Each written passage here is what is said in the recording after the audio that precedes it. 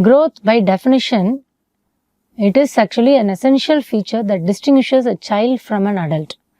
The two terms in pediatrics we'll be dealing with, growth and development. Definitely these two terms are not interchangeable. These two are different entity. The growth denotes net increase in the size or mass of the tissues. It is largely attributed to the multiplication of cells and increase in the intracellular substance. Whereas development specifies the maturation of functions, like it is related to the maturation and myelination of the nervous system, and indicates the acquisition of the skills for the optimal functioning of the individual. So in general, if you see, growth is majority the physical growth and development is more functional.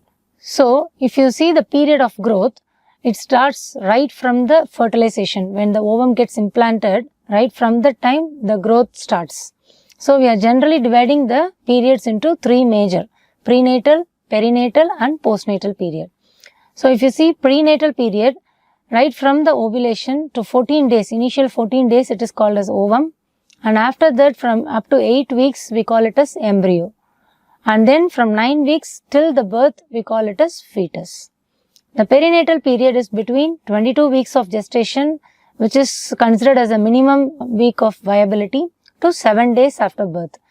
And the postnatal period is neonate, which is the first 28 days after birth, infant is till 1 year, and the toddler age group is between 1 to 3 years, preschoolers are 3 to 6 years, and school-aged child is 6 to 12 years. And then it is an adolescent period. Adolescent is again, it is pre-puberty, that is late childhood, pubertal period and post-puberty. So it differs 2-3 years between girls and boys. If you see, the late childhood is 10 to 12 years in girls and 12 to 14 in boys. Similarly, if you see the pubertal, 12 to 14 years in girls and 14 to 16 years in boys. And adult is like 14 to 19 years is girls and 16 to 20 years is boys. Why we are separating in these cases, we will be dealing with the growth phase where it becomes more important. So if you see the normal growth pattern, it varies by age, like different factors are of different importance in each phase. If you see the phases of growth, broadly we are dividing into 4 phases: fetal growth, infantile growth, childhood and adolescent. Where the fetal growth is the fastest growing phase, where many factors will play a key role in influencing this fetal growth, like maternal factors, placental, fetal and environmental factors. Next comes the infantile growth.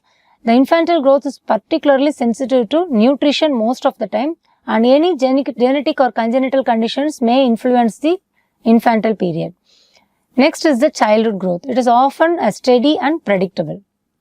If in case any contributors of the poor growth may feature in more than one phase, then long-term height will be permanently compromised.